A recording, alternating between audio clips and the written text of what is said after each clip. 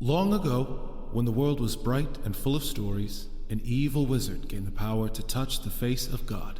Narrativa, goddess of stories and weaver of our world, banished him to the void, but not before he stole a piece of her divine essence. With this newfound power, the wizard lay a dread curse upon all the world, the Glyph Purge, which struck from the minds of all mortals the knowledge of how to read and write. Now, all that stand between the Isle of Meotia and an age of endless ignorance are the bards, who tell stories of distant lands, exotic creatures, and brave heroes. This is one such tale.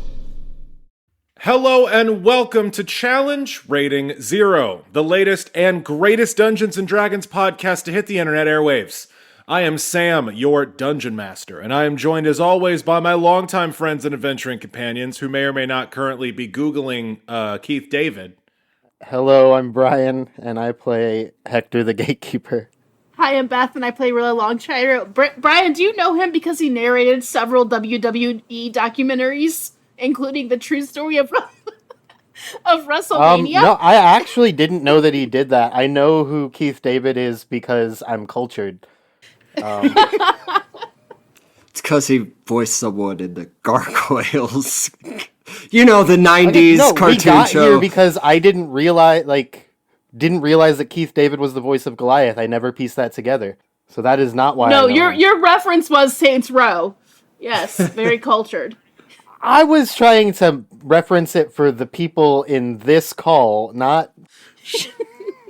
Shame has befallen the House of Basden, as Brian did not know that Keith David voiced Goliath. And on this Gargoyles fan cast, that sort of heresy is not allowed. But let us continue introducing our friends and companions. I believe that's me.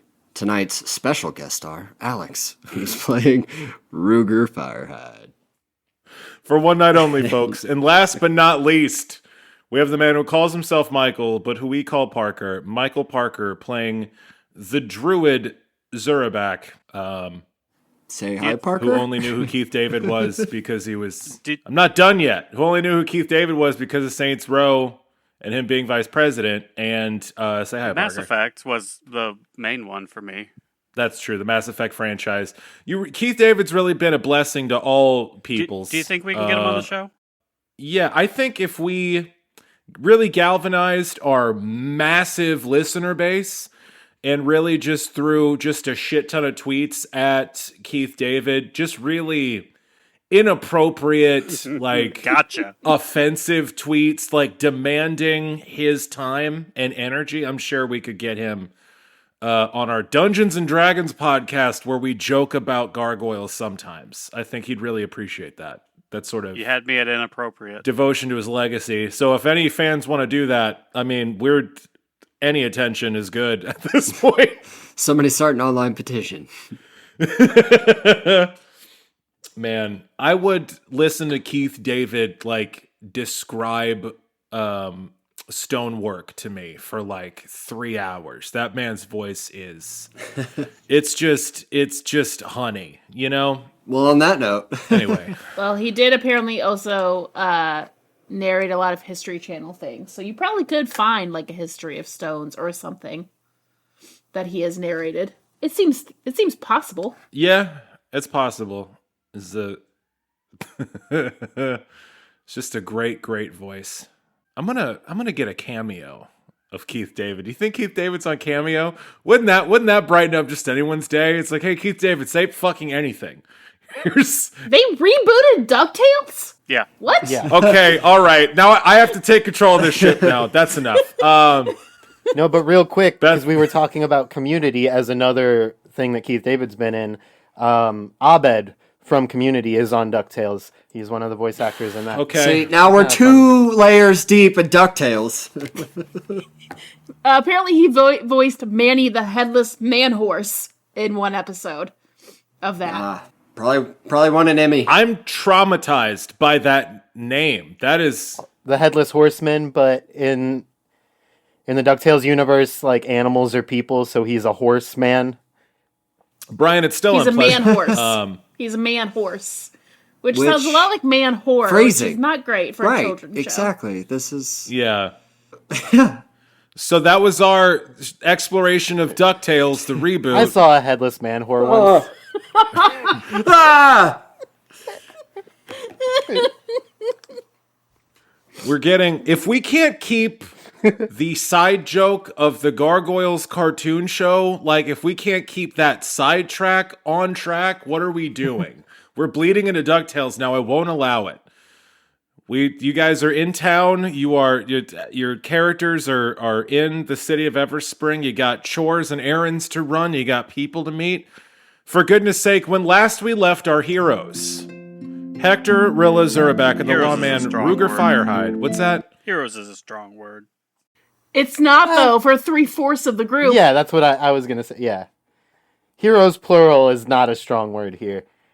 Now, also, it's just ritual at this point. You know, you guys are the protagonists, so you're the heroes of this story. Your base morality doesn't factor into it. But when last we left our heroes, asterisk except Zurabak, Hector, Rilla, Zurabak, and the lawman Ruger Firehide had finished their quest in the Ashen Islands, retrieving a dagger made of purest obsidian that could cut through the fabric of reality. Upon their return to the city of Everspring, boasting gold magical items bestowed upon them by the grateful Queen Letitia of the Ashen Isles, and Zurabak in possession of a keep and a couple of servants, our heroes checked in with the lore masters in the College of Everspring and did a little shopping and freshening up.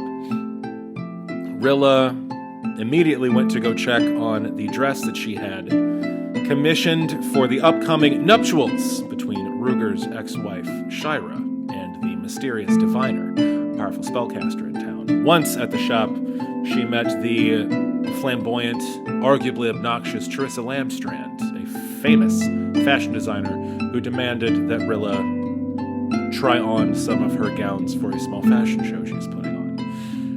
In addition, Ruger Firehide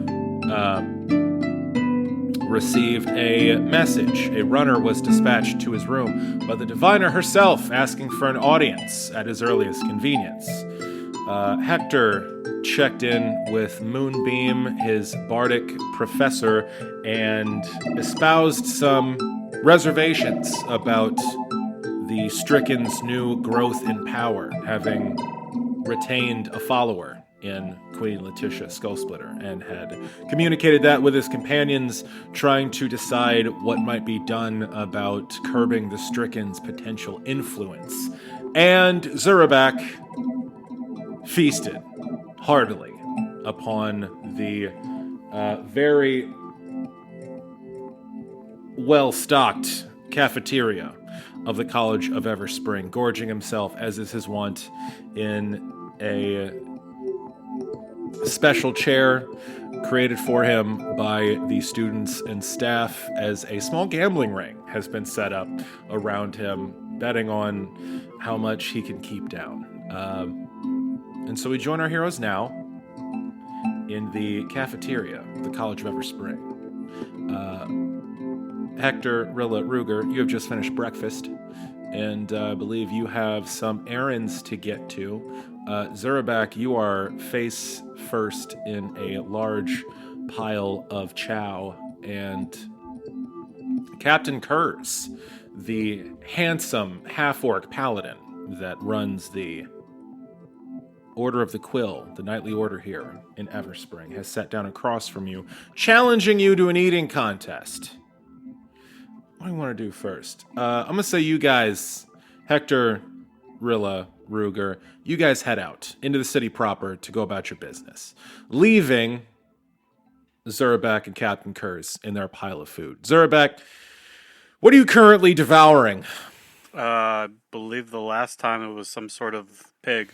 Yeah, that's what you are eating an entire slab of crispy fried fatback, and it is going down smooth. You can feel your arteries hardening as your tusks savage through that delicious, salty pork product. Across from you, Captain Kurz is devouring an enormous stack of flapjacks. He's using a fork and knife, but he is assailing them with a savagery that you can almost begin to foster an inkling of respect for. Almost. He is trying to outpace you currently, forcing food into his mouth without any shred of the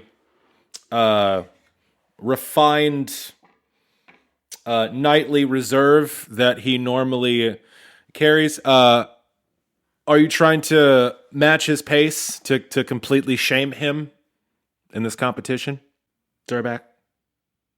Zurabak's thinking. Okay. Probably.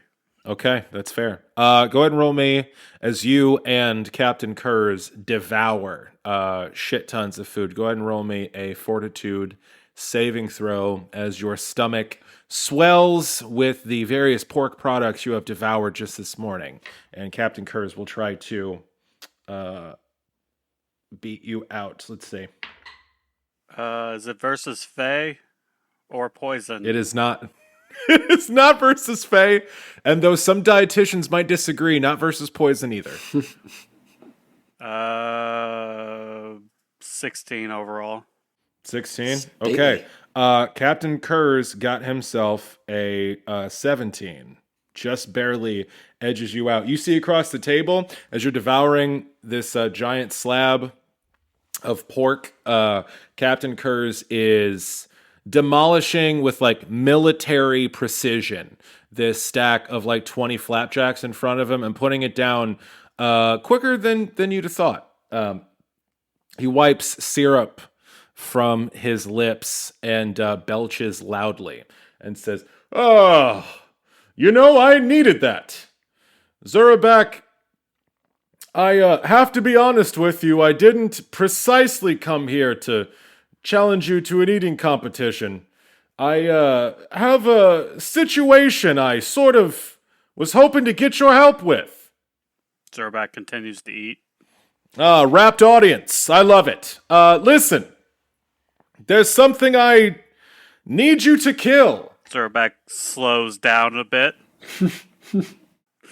He squints. Just yesterday, a few of my knights went on patrol near the woods outside of town. They aren't sure what accosted them, but they were attacked in the night. Their horses dragged out from under them. Something in there devoured the poor creatures whole. My men are too terrified to go into the woods and see what it is, and frankly, when I spoke to the druids in the lake, well, the Circle of the Reed said something about the natural order and said they wouldn't do anything about it. What do you say, Zurabak? Can you do some extermination work for me? It seems like a nasty creature. Right up your alley.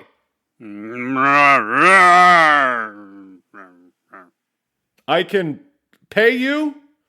I know you don't like money. How does one pay you? Zurabak stops eating, looks at Snake, points at the food, tells Snake to continue eating. Snake slithers up and starts gobbling your food. Do I get to eat what I kill? I wouldn't have it any other way. Frankly, my men would feel a lot safer if you did. Okay, I'll eat it. And he gets up and he walks away. Captain Kurz blinks at you and blinks at Snake, who is still at the table devouring food, and he gets up hurriedly and chases out after you. Like, Zurabak, just one moment. Cool. And you guys leave the cafeteria together. Cutting to the rest of you. Hector, Rilla, Ruger. You have 2 errands today. One is to meet up with Charissa Lamstrand, the finest fashion designer in all of Meosha, and one is to have an audience with the Diviner, the mysterious spellcaster residing in town. What do you want to do first? Well, I am perfectly content to not go and see my ex's new lady friend, so perhaps we push that one off a little bit. Yeah, I'm fine with that. I kind of feel like after whatever happens with the new lady friend, we're probably gonna go drink, presumably. So it's probably best to get the other thing out of the way. Fantastic. Wow, that is such a teenager's perspective. After the one, I'm definitely gonna get shit-faced, so we should do the other one first. Well, I know that Ruger's gonna want to drink. You don't know so, me. like- You don't know my life. You don't know I'm me. a special guest star. I am a complex, nuanced. Never been on this show before. So great. You guys are going to go check out Teresa Lamstrand's place. So, real quick question. What are you wearing to go visit the greatest fashion designer that Miosha has ever seen? Ruger, I know you took special care to wear your nicest, cleanest clothes, which are like just the nicest slacks, khakis, and a fucking polo shirt you can get. Fuck off. Like the fantasy Fuck equivalent. off. Okay. I'll accept the fantasy equivalent. That was the saving grace right there. You're wearing your whitest New Balance shoes and your cleanest hat. I feel assaulted this evening. I'm sorry, the 40-year-old cowboy. Your boots and hat. No, you're dressed Like Garth Brooks, yes. Yeah, for sure. Rilla, what are you wearing to see Teresa Lamb? So you gave me 3 dress options that were in my closet, and I kind of feel like maybe I just wear some weird combination of all 3 that I think feels the most avant-garde. Describe it to me. I think she just So, looking at my notes, because I took notes when you described outfits, Sam, you have given me a verdant green druidic robe with long sleeves and a peaked head. You've given me a knee-length wrap dress of bright green silk with a leather belt, and you gave me a vest and trousers. I don't know how I'm going to make this very avant-garde. I'm definitely wearing the robe. How do we do this? I think I just put everything on.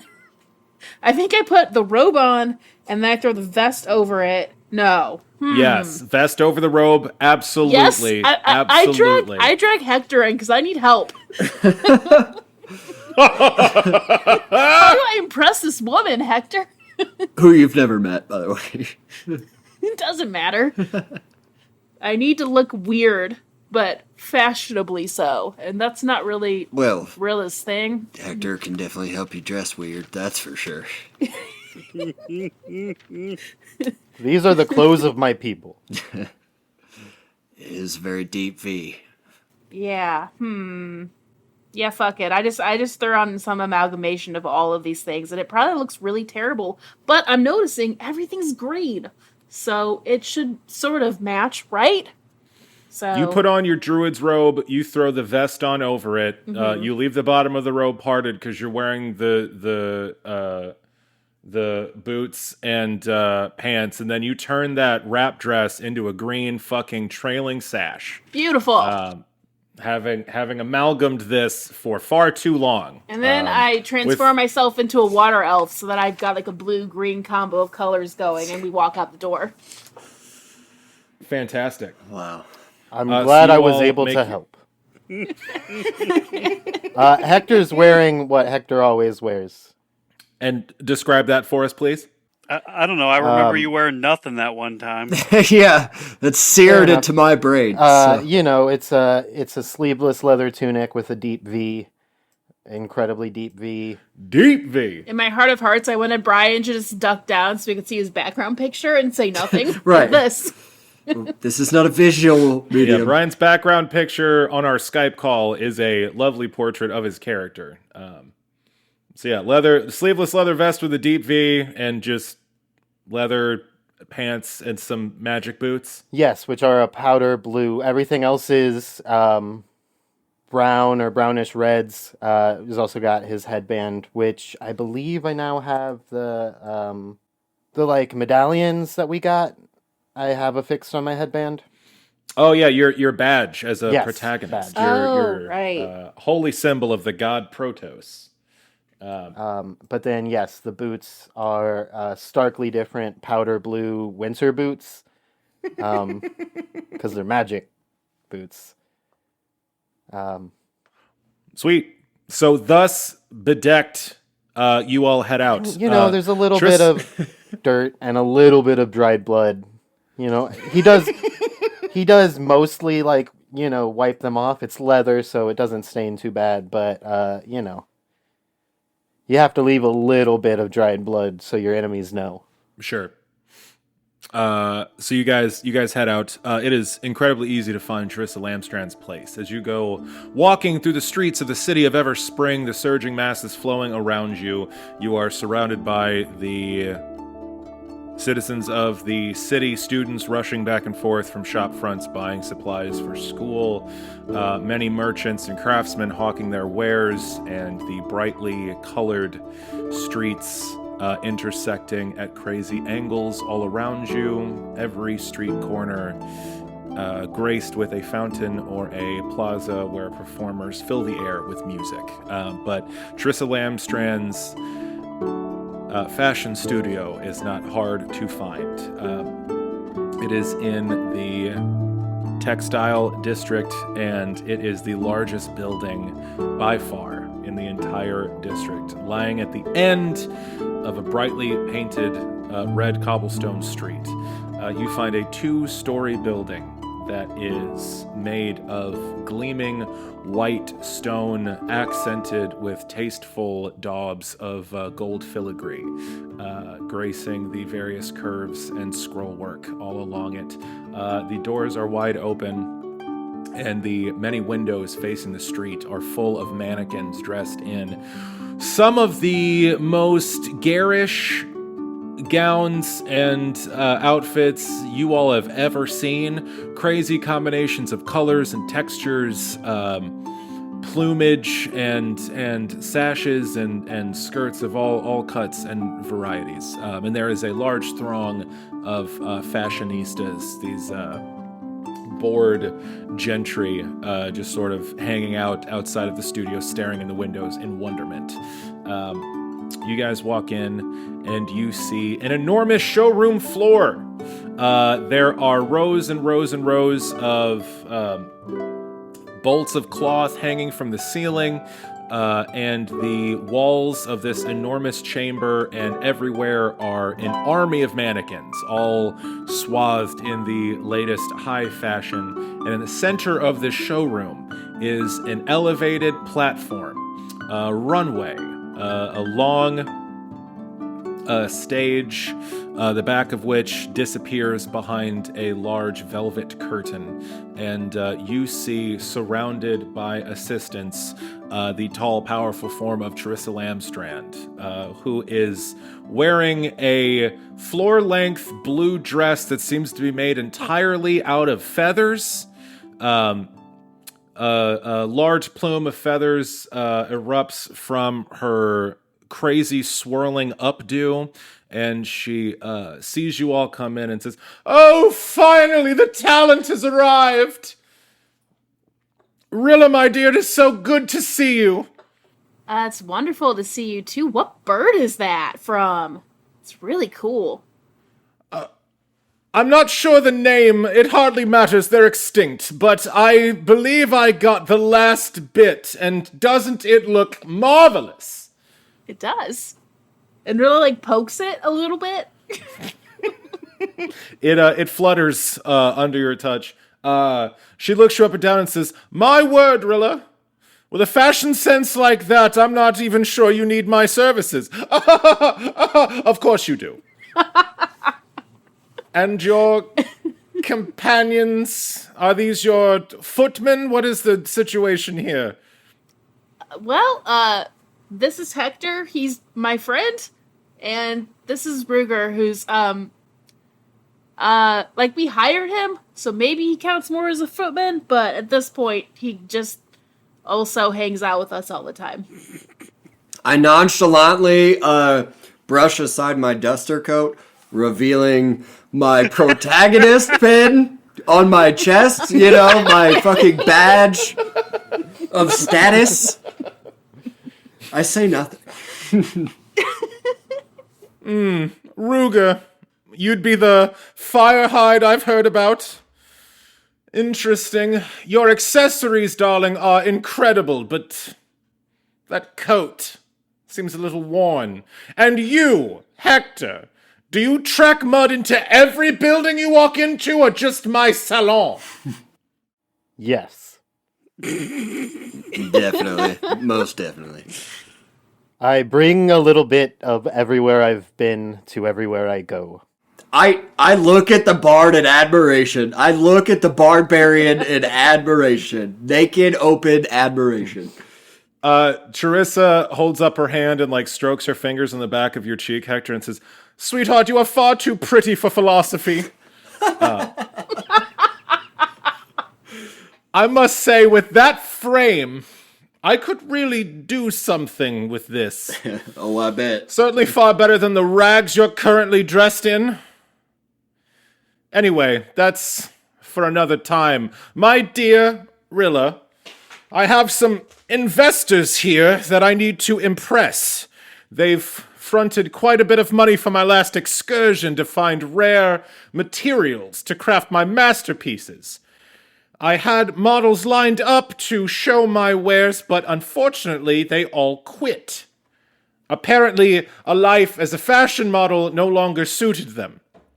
They all got sick with rock joint, and once they were cured, they decided to spend their time doing more meaningful work and joining the vault to try to fix the hole in all mortal kind's knowledge or some such frivolous Well, nonsense. that's just dumb. We're gonna do that. That is a waste of their time. Oh, I could not care either way, darling, but great. I'm so glad that you are here because the rumors I've heard about you that you can take any form you wish.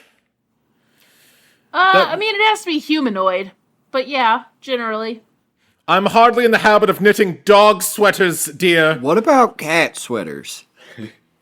Well, of course, there's an entire line of cat sweaters. That's our fall production. Right, of course. Excuse me. Rutherford's little ears perk up. Yeah, Rutherford. Rutherford approaches and rubs against Trissa's leg, and Trissa, without missing a beat, like bends down and picks up Rutherford, like just scooping up under his armpits, just stares at him at arm's length and says, "This cat has glorious symmetry. I suppose I'll have to make something for this that matches yours." Yes. Yes, please. I'm just We already shaking have my one head in arm. the background. I am just shaking my goddamn head in the background. We only have the one matching outfit, and that's clearly not enough. So yes, please. Well, you drive a hard bargain, my dear, but it shall be so. Now come, there is no time to waste. If you gentlemen will please sit somewhere out of the way so my investors don't see that I've allowed the rabble in. She claps her hands in front of her. "The show is about to begin. Everyone take your seats." And all of the wealthy fashionistas outside start streaming in to the showroom. And Charissa grabs your arm, Rilla, and squires you away behind the large velvet curtain behind the runway.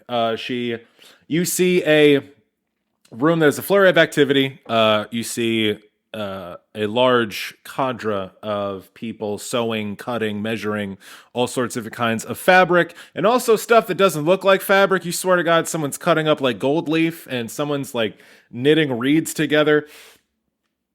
But Charissa pulls you through all this flurry of activity and points to one rack of clothing. There are 3 dresses on it, each very different size and made up of very different materials.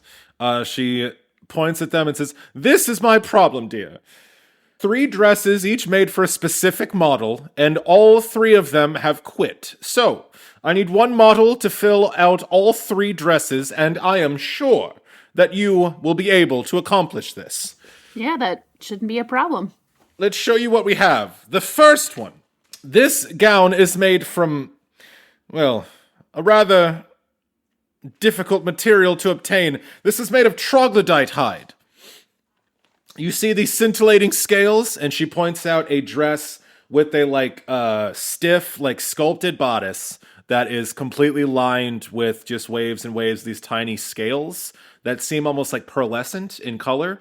And at the end of the bodice, it just flares out into this crazy, poofy, like cylindrical skirt with tips of these scales at the edges. The wonderful thing about the troglodyte is that in the wild, their scales change color to match their background. I've harnessed that into this dress, which will actually change color to suit whatever room you're in. The model I had for this dress was very, very tall. And there's no one else in my coterie that could possibly wear it. Do you think you can help me out here? Yeah, no problem. What race do you want me to be? What are you looking for in your model's appearance?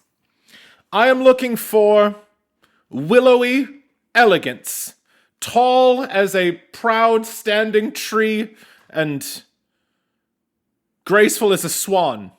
Or a swan's neck, I suppose, more to the point. So an elf but tall. Got it.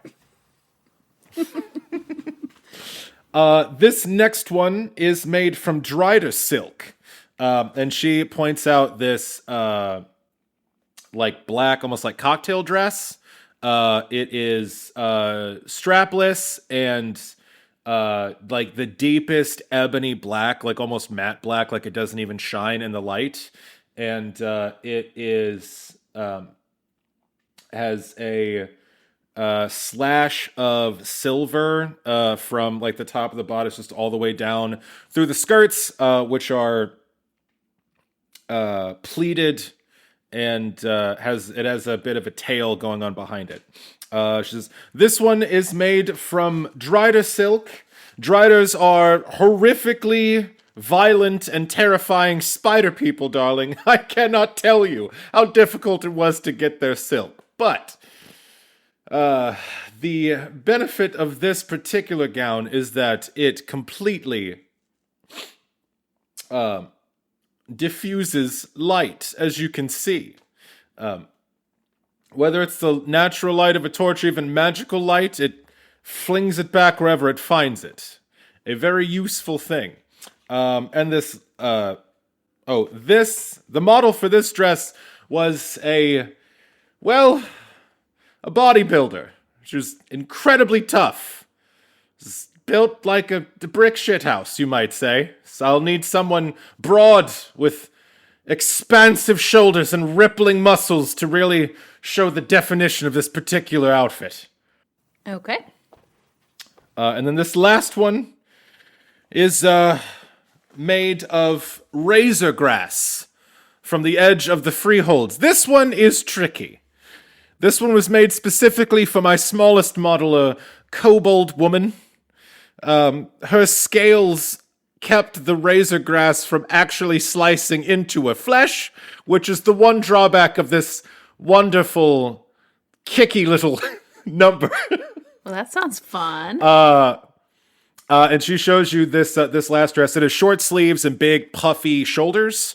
And it has a shorter, like, flaring skirt that stops at the knees, and it's paired with a pair of these sandals. And the whole thing is woven out of these beautifully verdant green strands of grass that you can see every strand is fucking serrated. Like, you can see this stuff is, like, sharp as hell.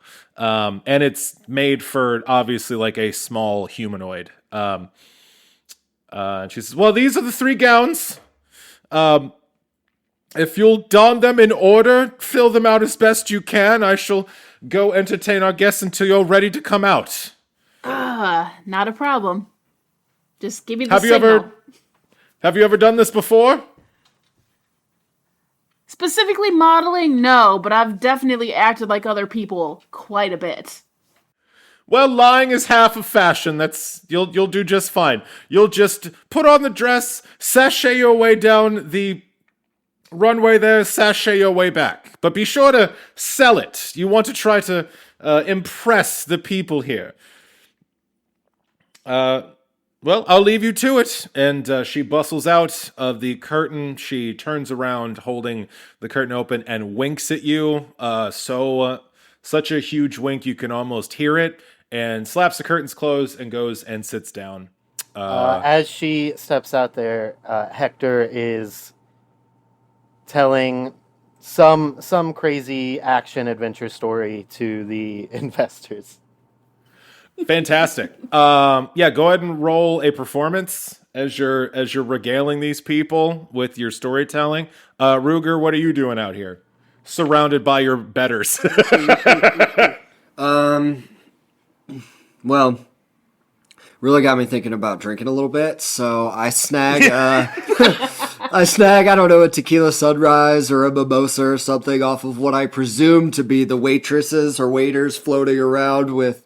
I'm making that up in your story, but there is absolutely a serving staff that is bringing glasses of champagne on silver platters, and yeah, you can absolutely start drinking. Brian, what'd you get on your perform? I think probably reflective of this not being my general target audience, I rolled a 1 on the dice. Oh God, what's that all together? 8. Oh, that's not a good story, Brian. You are able to relate the information of what happened on this particular adventure, but with no panache. And these investor guys kind of like roll their eyes and sort of shift in their seats. Tris comes out and says, "All right, we're about to begin. All right, I'll finish the story. Charissa Lamstrand Productions is now incredibly pleased to reveal our new Savage Frontier line, made from the rarest of resources beyond your typical outfitter.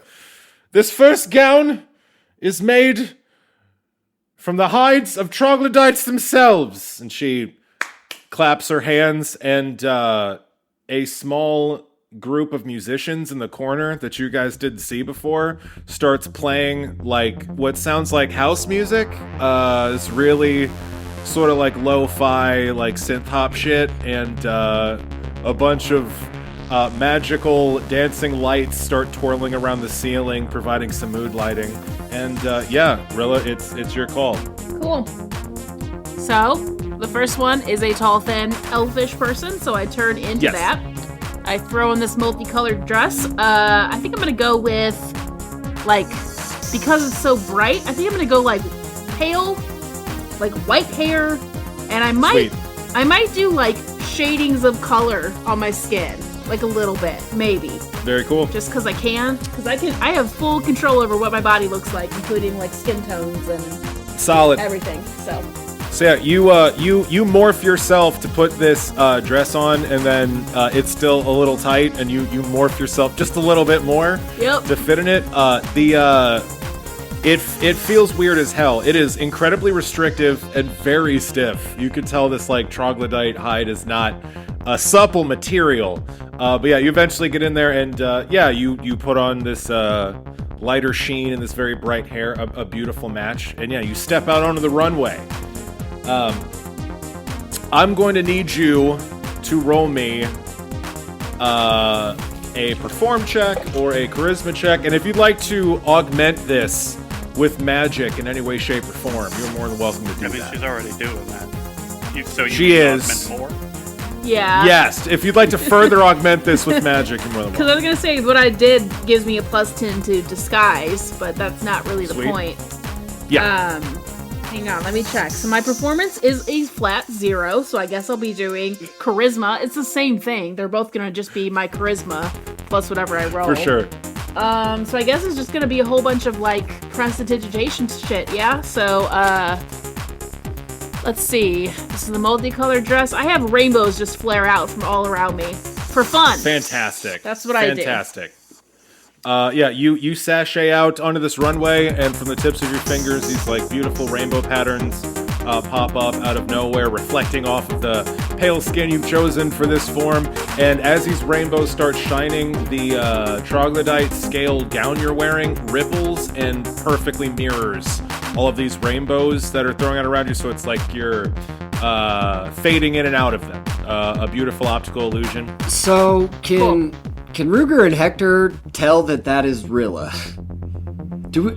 I tell you what, Rilla, go ahead and just roll me a disguise check for this. We'll do it that way. I feel like that is an applicable skill set if you are modeling outfits. I rolled low, so my disguise is a 27. Great. You guys have no... I mean, you guys can roll checks. What? I mean, context clues, that's why you're here. But you... that is not Rilla. So what are we rolling? You'd roll Spot versus her disguise. I have a chance. I have a chance. Or is it... Nope. 12. Sense rolled- motive? No. Sense... no. What you got, Hector?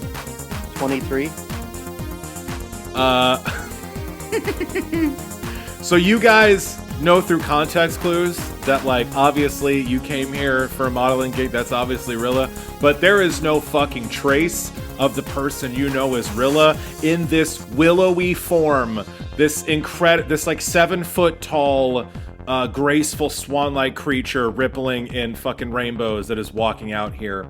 And with your amazing performance, the investor class, all of these fashionistas around Charissa just burst into a round of very polite applause as you come around. They all look very interested in this particular getup. Charissa says, "As you can see, the colors here will match any event and any occasion. The applications of this material are limitless." Yeah, and your first round is completely fucking owned. Nicely done. Zurabak, you have made it outside of the city of Everspring. No longer hemmed in by the tall and garishly colored buildings, no longer surrounded by the swirling mass of weak city folk. Just taking up all the oxygen, which they don't fucking deserve. And you are out in nature. Captain Kurz has been following you this entire time. Your rush out of the city has been accompanied by him desperately filling you in on the situation. And as you get outside the city limits, he says, "Okay, so just one more time. It should be just out by that stand of trees I pointed out to you. I'm not exactly sure what's out there, but it's hungry and it eats things, and I need it killed. So that's all I need. I wish you the best of luck, and, have fun. Are you sure that you don't need any money for this? People usually charge for services like this." You can pay the big one if you want. Okay. That works. Well, in the meantime, do your thing, Zurabak. I shudder to think what will befall whatever creature is out there. And he gives you a bow and walks back into the city proper, leaving you out on the outskirts of town. So the metropolis of Everspring spreads out into the wooded mountainous region around it, opposite from the large lake it is nestled up against. And there is a sizable stand of trees, a veritable forest that lies not too far outside of the city limits. Smaller homes and farms dot the landscape out here, but you are swiftly within a large stand of old trees. You are chasing down a monster. You have the location of its attack, of its last attack. Do you head in that direction? Yeah. Fantastic. You left Snake in the cafeteria, right? Yeah, he's got to continue eating. Yes, he does. A lot of people's money are riding on that. Yeah. So yeah, you head to the location that Captain Kurz points out, and you quickly find signs of a great struggle. There is a large patch of blood, and a huge patch of flattened grass, where you can tell a couple of horses definitely lost their shit and apparently got split open. There is a hell of a lot of blood streaming into the thicker parts of the forest. What would you like to do? Well, since it's not here, I suppose it's time to do some sort of tracking. You might say. You can roll me a spot check to see if you can locate any, or a search check to see if you can locate any tracks. I thought it was spot. I mean, search is fine. Yeah. Let's see. 16 altogether? Yes. Whatever did this did not seem to be too terribly worried about covering its tracks. And this enormous blood splatter does leave a pretty clean trail into the woods. There is a long furrow in the underbrush that was obviously left behind by something being ripped through it. And the further you get following this trail, the more remnants of these poor horses you see. There's a blood-spattered saddle that seems to have been thrown aside, wedged in the root of a large tree on the side of this path of destruction. You find a bit of bridle and harness flung against a low limb of another tree, and as you continue forward, you come across a jumbled pile of bleached white bones that is standing in a jumble next to a pile of shrubbery. What do you do? Continue to look for signs of whatever I'm going to eat. Okay. The trail does seem to end here. Roll me a spot check. Now that you've gotten here. Okay, that's going to be a lot higher. 24. Nice. So the first thing you notice when you get to these bones is that this pile of bleached white bones is obviously came from a couple of horses. You can tell by the size of the bones, how many there are, and the fact that there are two giant fucking horse skeletons. Captain Kurz told you that this shit happened yesterday. If these are the horses that were taken, then something stripped these things clean in a day and spat them back out. Whatever you're looking for is not a typical predator. You also, with that spot check, notice, now that you're at this pile of bones, a bit of shuddering in a pile of underbrush not 30 feet away from you. I get ready to pounce upon it.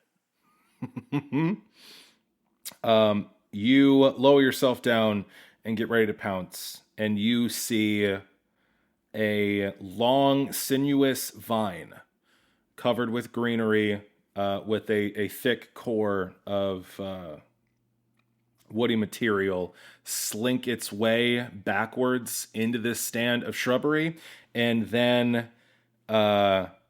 as if aware of your attentions, this entire stand of shrubbery lurches forward. A stand of what looks like a massive tangle of twigs and roots and bushes and shrubs surges forward. It splits open, some semblance of a mouth, this yawning, gaping aperture lined with pointed sticks and thorns, and waves on either side of it these incredibly long tendrils that snap against the forest floor and crack against the trees all around you. There's a rippling on where you deign its stomach might be, and there's a slight burping sound, and a bleached white bone comes hurtling up out of this thing's mouth, dripping with acid, and lays upon the forest floor. It seems you found the monster you're looking for. Let's roll initiative. Right. No dexterity. 6. Let's see. You win. It's a very, very large monster. You win initiative. So if you want to know anything about this strange plant creature, you can roll a nature check if you'd like. I mean, I suppose I got points in that. I suppose. Plus 8. 22. Yeah, so this creature is something that you may have even come across before. This is a tendriculus. This is a huge creature, 15 feet tall, and and weighing at 1.5 tons. These are massive, hulking mounds of plant matter given savage sentience that regularly make a meal out of anything that comes across their territory. They're usually made by residual magical energy lingering in forested places, or face spirits inhabiting the wilderness. But yeah, this hulking creature is a tendriculus, and they are known for grabbing things in their giant tendrils and just shoving them into their mouths, where their stomachs full of a caustic acid melts them and paralyzes them.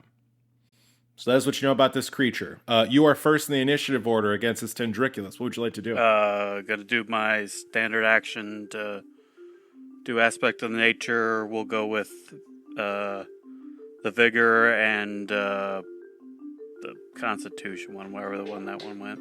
Vigor, and we'll say vitality. Sweet. So vigor does sorry. what? Vigor is the +8 to strength, -4 to dexterity. Excellent. And endurance does... +4 to constitution. Excellent. So on your turn, you channel your druidic magics and call upon the power of the wild to imbue you with might and endurance. Your muscles swell and bulge, getting very vascular. It's like Bane in the Batman comics, and your heart starts pumping powerfully blood through your body as you swell with this immense primal power. As my move action, I pull out my spear. Fantastic. The Tendriculus is going to lurch forward on its massive plant body and lash at you with one of its tendrils, reaching across reaching like 10 feet across the space between you to lash at you. And it got a... It hits. Yeah, I know it does, but let me say it. It got a 17. Yeah. So it wraps you up with one of its tendrils.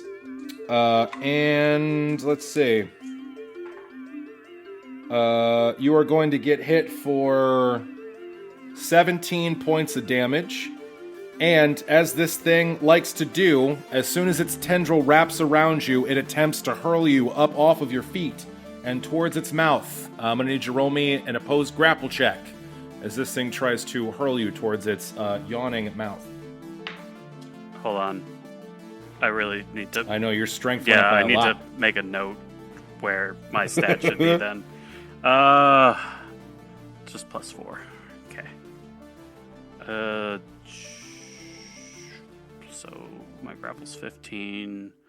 I rolled a 16, so whatever 15 plus 16 is, 20, 31-ish? 31 is an incredible number to roll, a massive, massive number. An excellent grapple on any other creature that would have been totally enough to get the fuck out of here. I rolled a 40.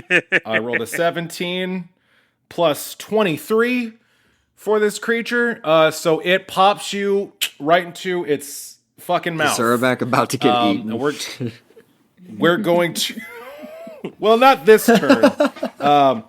So as Tendriculus, as you power yourself up, this thing snaps you up with its tendril, picks you up off your feet, and brings you up to its mouth, and bites down on you, holding you there, but not crunching down on you. And you're gonna take... Let's see. So he is literally getting chewed. Yes, that's going to be 5 more points of damage. And we're going to pause there with you in the maw of this Tendriculus. Back to the fashion show. Whoa. What about a word from our sponsors? That's a good point. As Zurabak hangs precariously in the maw of this horrid plant creature, it's time for a word from our sponsors.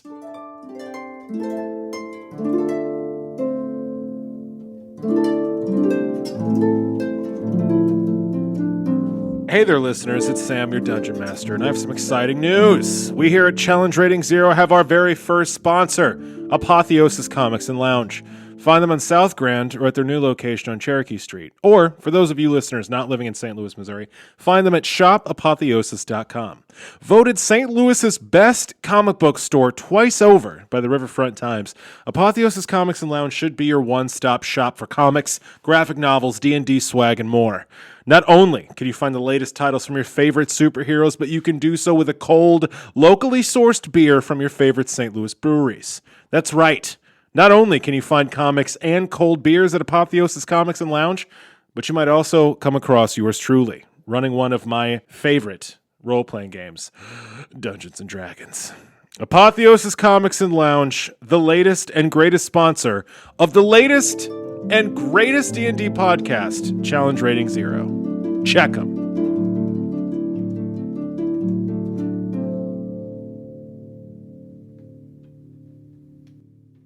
And we're back.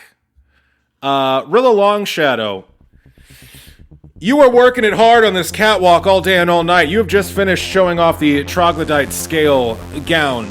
The next one is this Drider silk evening wear, which was sculpted for a very muscular form. What kind of body are we going for on this one? I think we're gonna lean into the Underdark theme and become Druger? Is that right? What's the fucking The Grey Dwarves. A Grey Duragar, Dwarfs. a Grey Dwarf, yeah. Yeah. Is that right? Fantastic. Is that how we say that? Or am I Yes. mixing it with Skyrim? I'm getting a little hesitant here. That's Wimmer, I think. Yes. We can just say Grey Dwarves, that's fine. Okay, Okay. sweet. So you change your shape into a buff-ass dwarf. Fantastic. Your incredibly wide shoulders perfectly fill out this Drider silk gown, and because you're a little shorter than originally intended, the tail, the train on the back of this thing spreads out even longer and even more impressively as this spider silk wraps itself around you quite snugly. You head out onto the runway. I have We several doing any- braids in my beard. It's very important. They are elaborate. Excellent. And I think I'm going to have small spiders run along the dress. Just constantly, like all over it. And that will be my prestidigitation this round. Fantastic. You stalk out on that runway in the form of a gray-skinned dwarf with spiders scurrying all over this lovely black silk dress. Go ahead and roll me a disguise check as you try to pull off this look. I rolled a 19. So a 39, and we're not really adding anything for the Oh boy. the prestidigitation. We didn't last round either, so Oh boy. Jeezy Pete's. That's quite a bit. You absolutely knock these investors dead. Like, you slay them. They're like, half of them are on their feet as you come down the runway, trailing this like very elegant train behind you. And, I'm swaggering this time too. It's not elegant. This is leaning into the muscle lady look. So it is For a sure. swagger. Yeah, you're like flexing hardcore and flipping your beard braids over your shoulder and shit, for sure. I flex and like hard stare at Hector.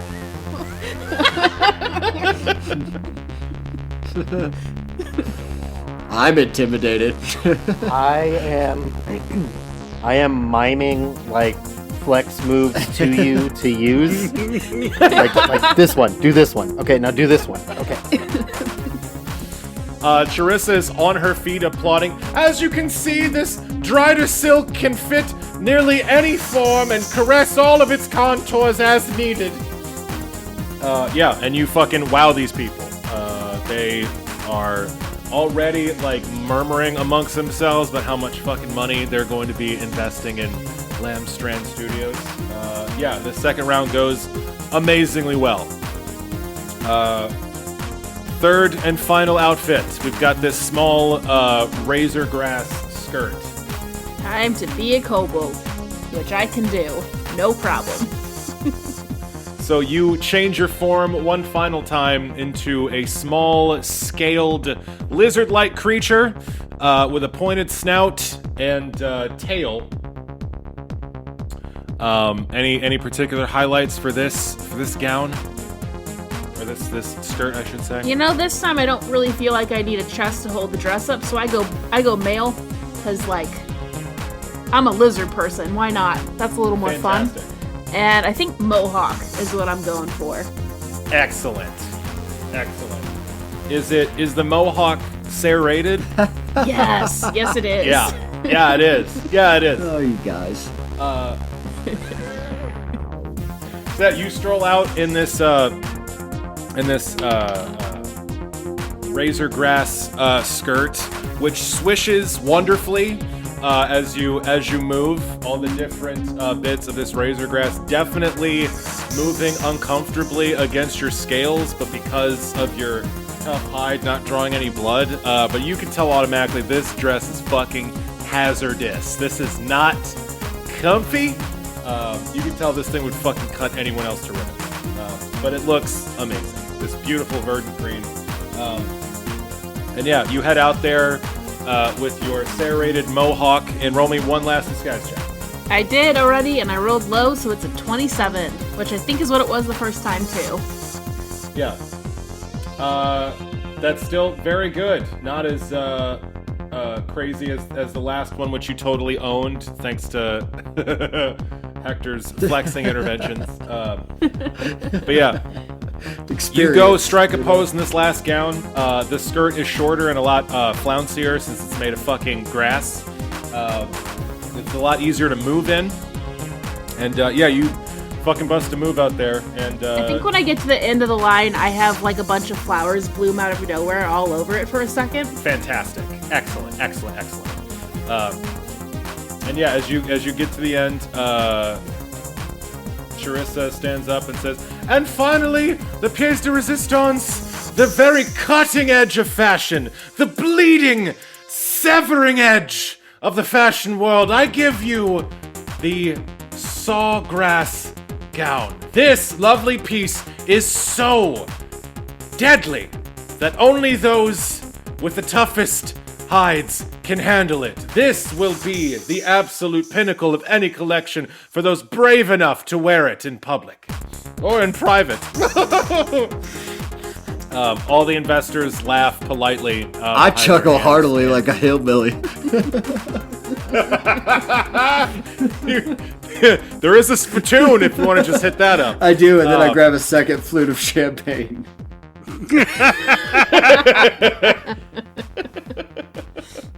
I don't know what's going on, but it's pretty cool.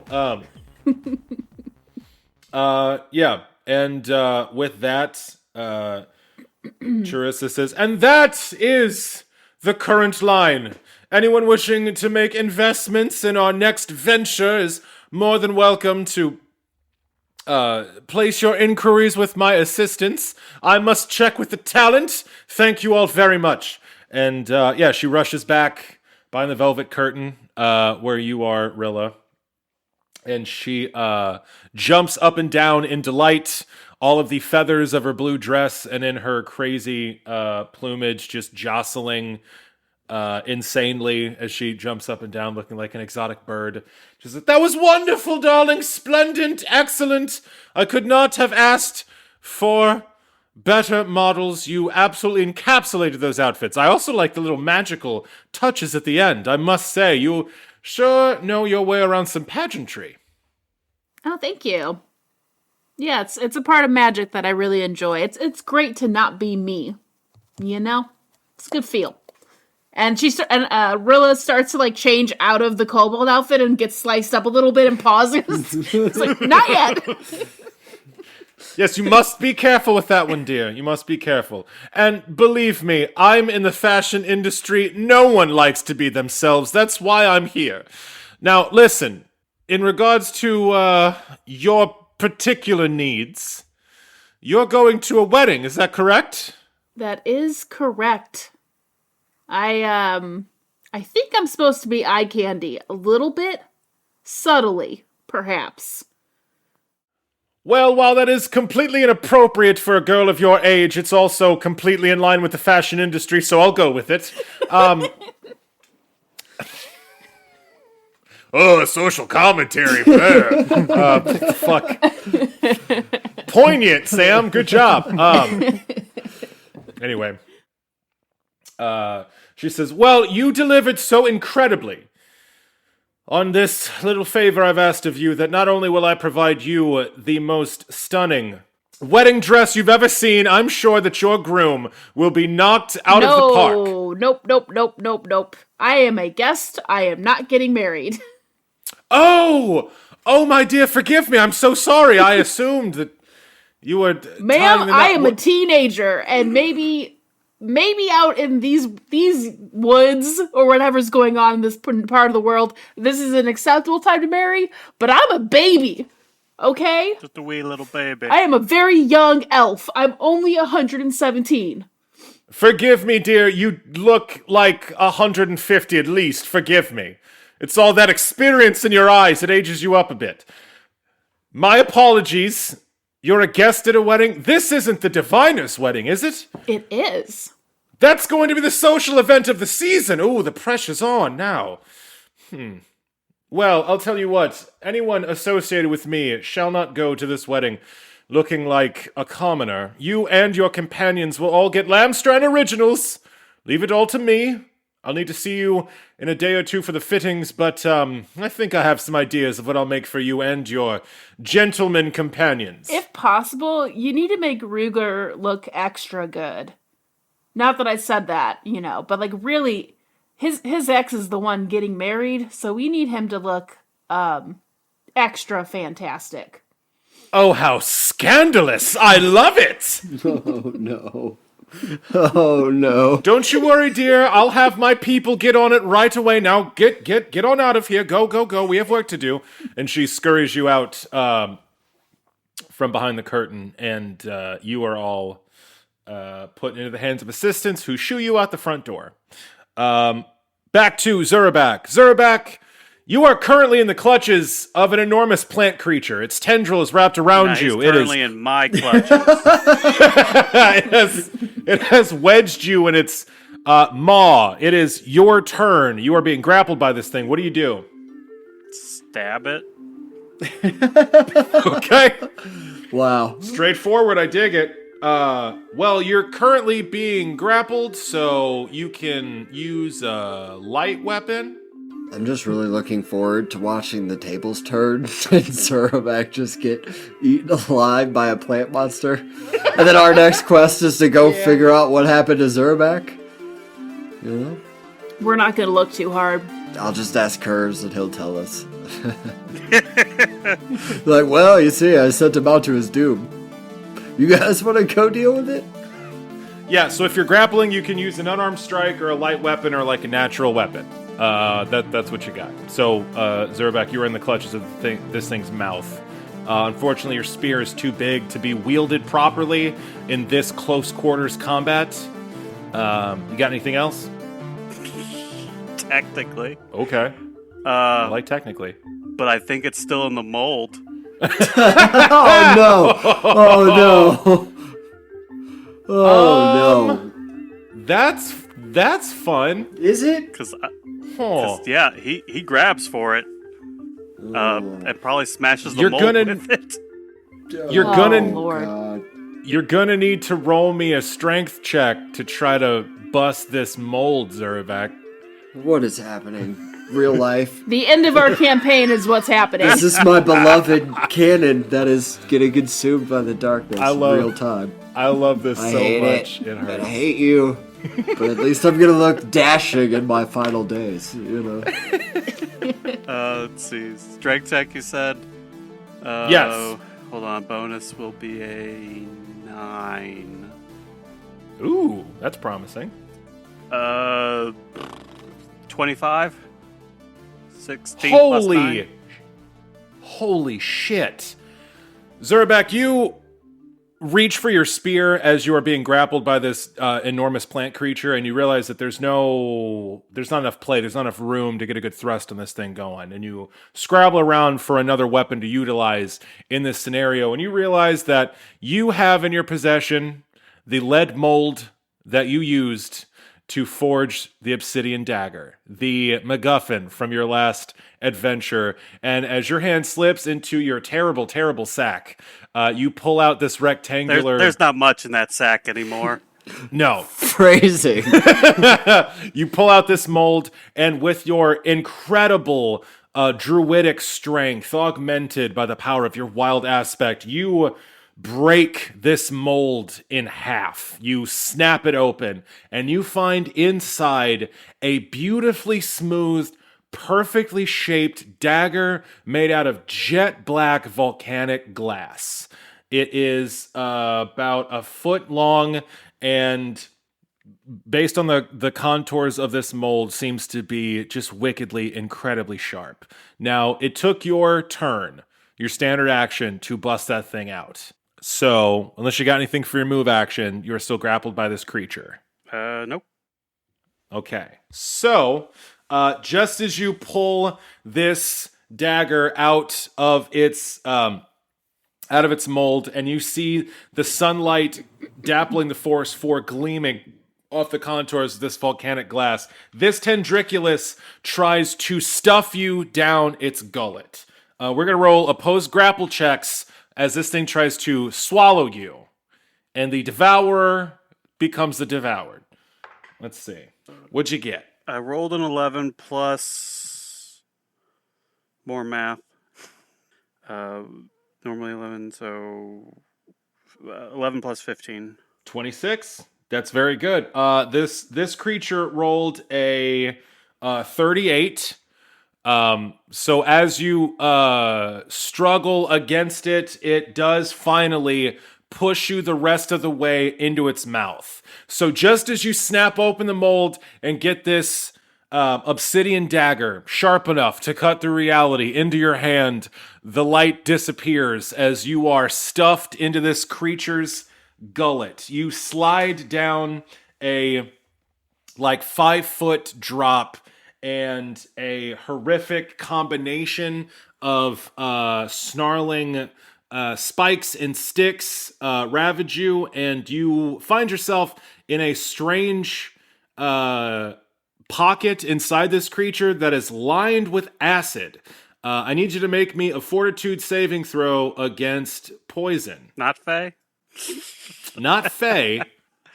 We're Faye adjacent.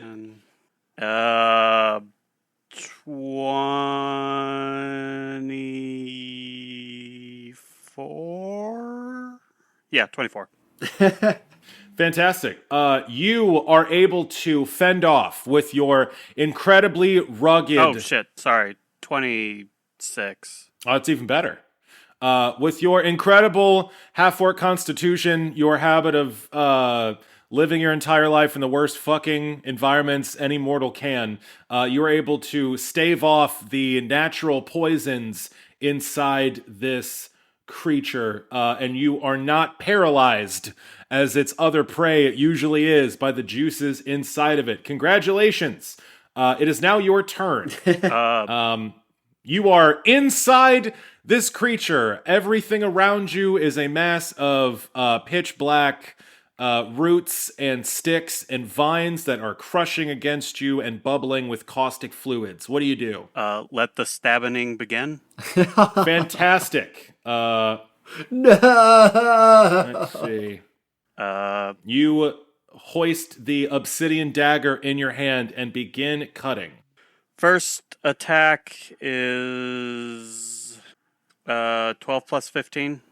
27. For your attack roll? Yeah. That is enough to hit. All right, that does 11 points of damage. Excellent. The next one is 27 to hit, That is absolutely a hit. and that one does 12 points of damage. Incredible. Zurabak, you are swimming inside this thing's stomach, and with this obsidian dagger in your hand, you thrust outward, and the sinuous vines and shrubbery that make up this thing's form part like cheesecloth before the might of this obsidian dagger. You slash your way cleanly out of this thing's stomach faster than you even realize. The substance of this creature parts like nothing, and after 2 quick slices, you are completely expelled from this thing's guts. You are spilled out onto the forest floor with a small trickle of digestive juices, and you are now standing in front of this plant creature, freed from its innards. Fantastic. That's going to make it the Tendriculus' turn. It looks down at you. You could tell if it had eyes that it might look surprised, but it just bears down on you with its gaping maw and tries to bite you. Oh, we're not going in the stomach again? Well, it's one step at a time. It's gotta bite you first. Let's see. So that is a 16 to hit. You're aiming at 10.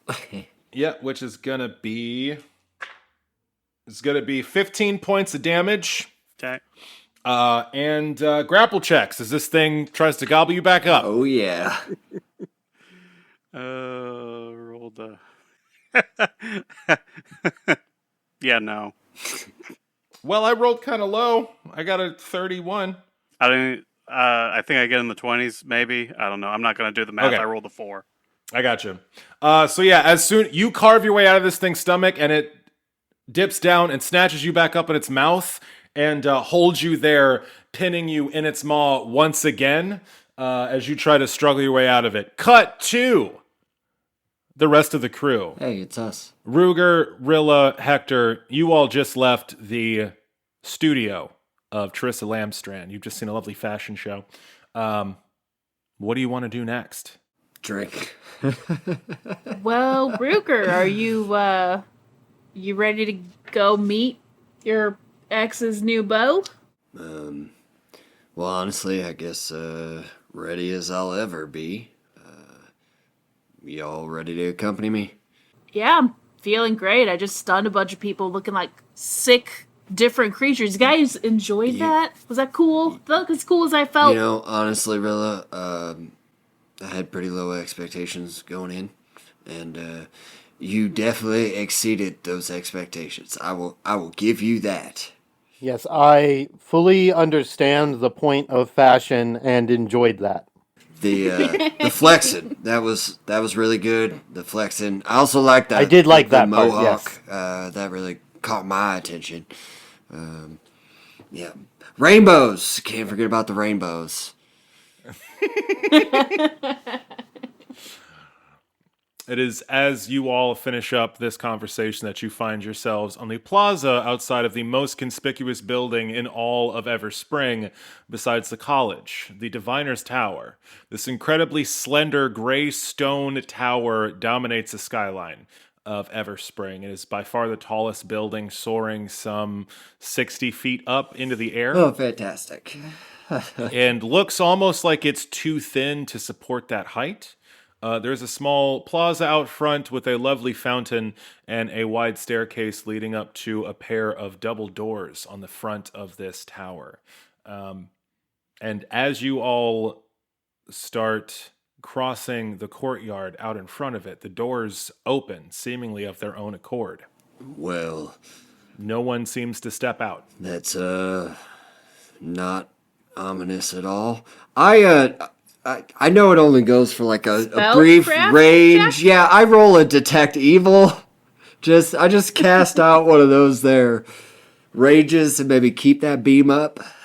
There's a very evil cat in an alley by the tower, but you don't think that's really important. Interesting. It's pretty evil, but it's just a cat. Could be a witch's cat. I don't know. Let's That's just kill all it. cats. Let's just kill it. No. I think that's probably the safest. Rilla, you cast Detect Magic. There's magic fucking everywhere. This tower is crackling with magical auras. There are dozens just in the scope that you are playing your hands across. There is shit tons of magical auras, all tied to divination magic. Powerful divination magic. All right. Gross. Gross, gross, gross. Ruger shakes it off for a second, and then he straightens up the attire and, straightens out the hat. And then... Rilla out of nowhere screams, "You don't know me!" Ah! While you stare at the sky and turn in tight circles around your friends. Gonna throw a rock at the window now? No windows. It's the weird thing Okay. about this tower. It's just unbroken gray Yeah. stone. I'm concerned. No reason. It's Yeah, fine. no.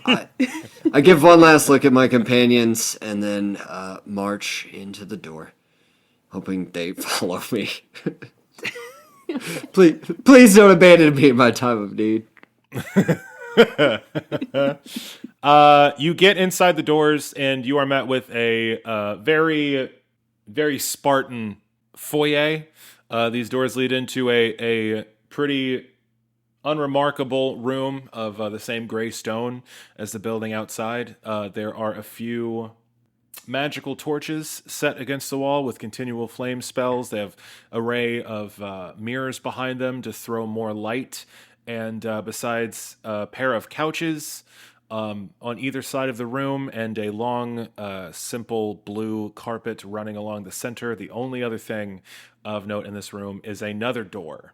A set of double doors on the other side of this foyer, which also open by no hand you can see, as the doors behind you leading out of this tower close.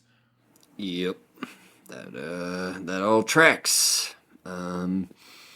Seems lovely so far. Very warm and inviting. Yeah, absolutely. Onwards, I guess, into the heart of darkness. You guys head in to this second door, and you see a very luxuriously appointed room. It's not incredibly fancy, it's just incredibly comfortable. There are actually plush carpets along the walls, and large shelves stacked against the walls of this room bear trinkets, odds and ends, and artifacts of every size, shape, and variety you can imagine. You see skulls, stones, bits of armor and weaponry, little trinkets adorn everything. And in the middle of the room, there is a very wide desk with a very large, overstuffed leather chair pulled up to it. And behind that chair, you see a human woman with a rich blue silk scarf tied around her eyes. She is wearing a short blue coat and stands up to greet you all as you walk in, and the doors behind you close as if by themselves. She has blonde hair tumbling down her head and stares at you with a small smirk. Well, faces you with a small smirk. She says, Ruger Firehide, I presume. So kind of you to answer my call. And you brought your companions. I suppose that's fine. You've all been a rather interesting source of rather grand stories of late. I am the diviner. This is my tower. I welcome you all. Well, I'd say it's a pleasure to be here, but before I can determine the truth of that statement, I'd sure love to know why I'm here. Is there something I can help you with? Oh, that is a fair question, Mr. Firehide. Absolutely. Let me put any nerves you may have aside. This is not an attempt for me to breed any animosity concerning our mutual love for Shira. I am not the type of person who would stoop to such lowly tactics as intimidation or innuendo. I wanted to meet you because, well, you and your friends have uncovered some interesting information. in regard to the cult of the stricken and the Badlands specifically. It's a point of study that I've made the central thrust of my life. Of course, the fact that you were married to Shira, and I soon will be, adds another layer to this meeting. But I'm sure that at the end of the day, we both want what's best for Shira. I think we might agree there, but you did say a lot of words, and some of them I felt might have been ill-intended. All the same, yeah, I have every intention of doing right by Shira in whatever way I can. And if I can do some form of greater good at the same time, then absolutely. What exactly is it that you're talking about with the Badlands? What exploits of ours are you interested in exactly? Yes, I suppose that does require a bit of a story. You have to understand, my particular talents lie in the art of divination. I see things. I lost the use of my eyes as a youth, but thankfully I've been blessed by the gods with no small amount of magical talent, all pointed in the direction of divination. I can see things that others can't.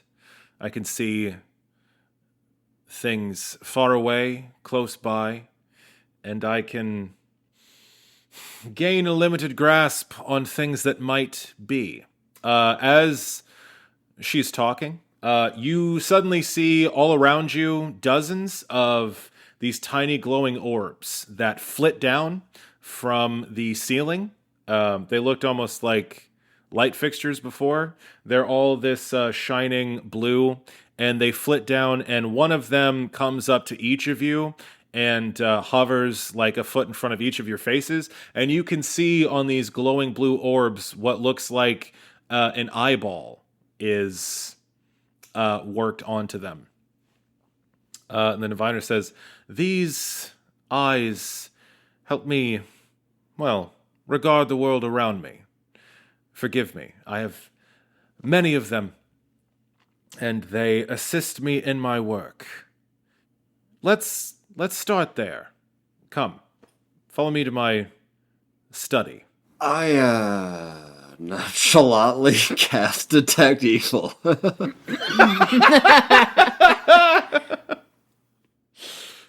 You detect no evil. You detect no evil presence. Neat. I subtly poke an eyeball. It moves back slightly at your touch and then goes back to where it was before. And as you do that, the diviner says, "Ouch!" and like grabs her face and says, "Just kidding. That's just a little divination joke." I chuckle, despite myself. See, we're breaking the ice already. Come, follow me. This is quite the sight, I assure you. And she walks back to a wrought iron spiral staircase that threads up against the back wall of her office up to a hole in the ceiling. She heads up there. You can see that with this blue coat, she's also sporting blue pants with like silver scroll work on the sides and these nice blue boots. Rilla, you'd give the outfit it's like a 7 out of 10. Right, it's really good materials and a nice cut. It's not daring, but it's solid craftsmanship. Well, I mean, this is an older person, right? They're not going to be on the edge of cutting fashion. Yeah, you're looking at a blonde, like 40-something human woman. Yeah, right, with a blue scarf across and her eyes. You're only 3 times older than her. It's no big deal. So you guys head up the spiral staircase, and you get onto a landing and into what feels like a cavernous room that seems to run the entire length of this tower. Your footfalls echo on the marble floor beneath you and echo upward crazily. You get the feeling of a lot of space, but the room above you is completely shrouded in darkness until the diviner snaps her fingers and says, "This is where I do my work. And lights wink on in a long chain spotted with magical lanterns that roils up and hangs all the way to the top of this chamber. You are looking at a 40-foot tall shaft of a room that you are currently on the bottom of. The entire thing is open. Like the whole inside of this tower is hollow, and lining every square inch of every wall of the inside of this massive open room is a mirror. Just rows and rows and rows of these tall, like standing mirrors, some 6 feet tall, some 7, some no more than 4. Various widths in a dizzying array of frames, all bolted to the wall. And you see way more of these small blue orbs flickering to and fro, speeding from one mirror to the other. Some of them, as you're watching, speed over to the diviner. She places a hand on them, like as she's talking to you, and the thing zips off back to a mirror. And each one of these mirrors reveals a landscape, a location, someplace where snow is falling. In another one, there is moonlight cast on a forest. In another one, there's a sandstorm whipping up in a desert. Every one of these mirrors is looking out at some other location, and there are dozens of them. She faces you all and says, "This is my observatory. This is where I keep an eye on things, where the lore masters have decided I can be of the best help. I hail from the city of Picker's Run. My parents were scavengers. They dabbled in trading some particularly dangerous items. One of them is responsible for the loss of my vision. I was fortunate enough to survive and even develop some magical skills to compensate for my lack of vision. However, I was marked from that point forward with a burning desire to map the Badlands. And that is what I've been trying to do for my entire life. Using my skills, using my magic, I've been trying to take the mystery out of that blasted landscape and bring form to it. Make sure that the contours of its twisted insanity are more familiar to those who wish to venture into it and those who wish to extract its riches. I've spent my life at this task. I came to the city of Everspring. I spoke to the lore masters who saw value in my work and who allowed me to build this tower to work on this task. And then I find that a small group of adventurers has not only led an entire expedition into the Badlands, but has uncovered priceless, irreplaceable technology, a cipher golem, that could revolutionize our entire relationship with the written word, and also uncovered a base of operations for the enemy, all of which completely avoided my detection. This can only mean that my not inconsiderable skills are being defended against.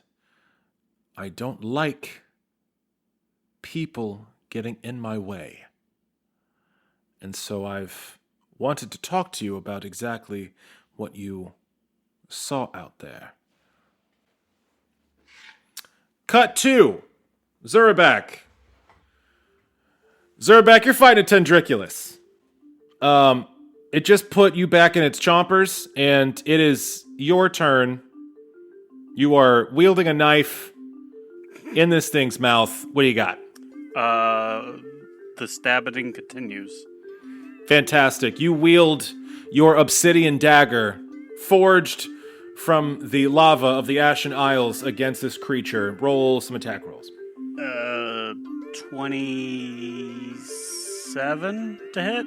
That is absolutely going to be a hit, even with the penalty for grappling. You totally slice into this tendriculus. 11 points of damage. Dang. A savage slice. Yeah, you carve into this creature's substance, and once again, this knife is cutting way more than you thought it would. You're almost like throwing yourself off because there's nearly no resistance as this obsidian dagger rips along this thing's fibrous substance. Clearly, it's all me. Yeah, absolutely. Oh, of course, yeah. It's your arm driving it for sure. And then that's just one attack. Yeah. Second one is a 27 to hit. That is a hit. And 13 points of stab. Damn. Let's see. That's my turn. Yeah, with this last slash, this thing actually fucking drops you out of its mouth. You carve a huge swath along the inside of its gigantic jaws, and you snap something free, and part of its mouth unravels. The vines and tendrils making up its form loosening, and you drop right out of its mouth, and it actually rears back and recoils from this dagger. As you are slicing through this creature, the knife in your hand, made of volcanic glass, is starting to get warm. You notice it's starting to heat up inside your palm as you are using it. That brings us to the Tendriculus' turn. It has decided it is not worth it to eat you, so it is just going to try to beat the shit out of you. It brings its massive maw and one of its tendrils down to try to fuck you up. Let's see. That is a hit. And that is a hit. All right. So, yeah. This thing takes a chomp out of you with part of its gigantic mouth. That's going to be 13 points of damage as this thing bears down on you and tears a chunk out of your hide. And then its tendril is going to do 7 points of damage as it batters you like a whip crack. That brings it back to your turn.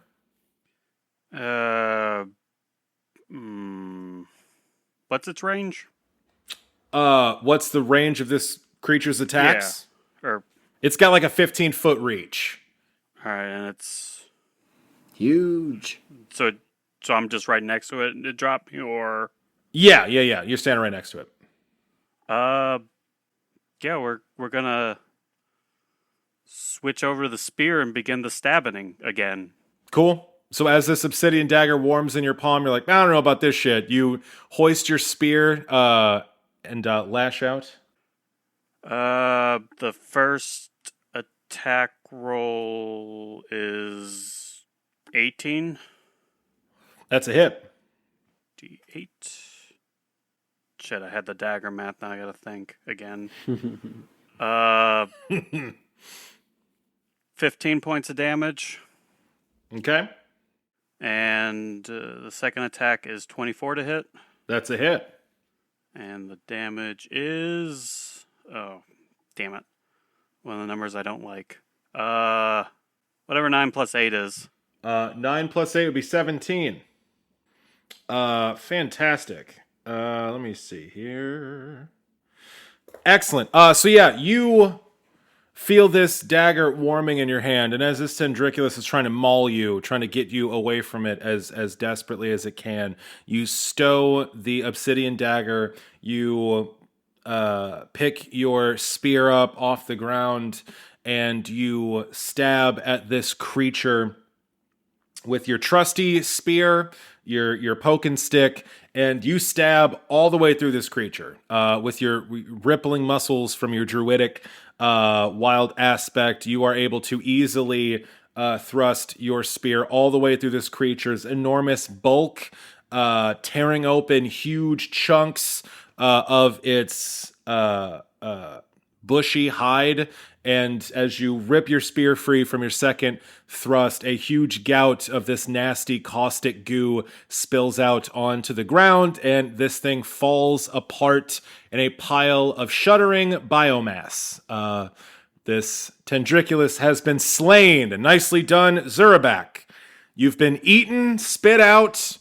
You've been eaten. You've cut your way out of a thing's stomach, and it lies dead before you. What do you do? Stupid plant. And then I cast Cure Critical Wounds on myself. Yep. Because How close were you? well, 3 from my normal max HP, but the buffer probably another round. Probably another round you would have gone down? Yeah. Cool. All right. Well, nicely done. You are battered and bruised. You are partially digested, but you have won out against this terrible creature that Captain Kurz has assigned you to slay. Nicely done. I heal myself and then start dragging it back because I'm gonna eat it. Excellent. With your incredibly big muscles, you have no problem pulling this massive pile of shrubbery back to town. Nice. Back to the rest of y'all. You are standing in the Diviner's observatory, surrounded by mirrors and these floating blue orbs acting as her eyes. She says, "You can certainly understand why I'd be a little frustrated, considering the amount of work I've spent in my life trying to map the Badlands and the fact that there is apparently some evil agent arrayed against my efforts. Do you have any idea who that might be?" Yeah, I think we might have an idea or two. Or I mean, I sort of looked to my companions a little bit, like, we don't know. I mean, I don't think we. Well, I would surmise that it's probably the Lord Deceiver, who is. Right. That's what I mean. Is I don't know that we have like new information. There, you've heard of the Lord Deceiver, right? I've only heard of them. The vague boogeyman that lies behind the cult of the stricken. Boogie woman, from my understanding. Well, at least there's that. Yeah, that'll make it better. Right, yeah. Because she's a she. Oh, forgive me. Are you not a feminist? I appreciate any women in places of power, but I suppose I'm the problematic one. Forgive me. She adjusts the lapels on her coat. She was a dude like an hour ago, so, like, all across the map. I'm whatever I want to be. Fuck you. Yeah. The diviner says, "Well, if you're saying that the Lord Deceiver is a true threat, then, particularly if they're the one using their magics to keep me from keeping tabs on the Badlands, perhaps I shall have to pick up another hobby, another mission. Would it be useful to you all to know the identity of the Lord Deceiver? Because I think that's what I'll be spending my efforts on in the next few weeks." I mean, Probably. yeah, I would I don't see you. Yeah, that would probably definitely. I mean, I don't think it would hurt. probably wouldn't hurt. I think it's all but guaranteed that we here, as a cluster of protagonists, are on a crashing course for this here Lord Deceiver, so any advanced knowledge. Yeah, we're probably gonna be the ones that kill her. Wouldn't be surprised. Then again, I also thought you might kill me coming here, so, it just goes different ways sometimes. I do wonder at your trepidation, Mr. Firehide. I have to say, I've certainly posed no threat to you. You are every bit the rough frontiersman that our beloved Shira described. It is unfortunate that you did not get word of me until you and your companions made such a splash returning to Everspring, but I don't see why we can't be cordial. I certainly mean you no ill will. Is it the tower? Yeah, honestly, Is that what it really is? is the tower. There's no windows. It doesn't The help. doors open on their own. There's nobody inside to greet Very you. imposing. Yeah, It's creepy. You don't have Also, a name. you keep referring to your current to-be wife as our beloved and our love. You're like assuming Ruger's still like massively in love with her without even asking, and that's just kind of rude. I begin to increasingly You blush.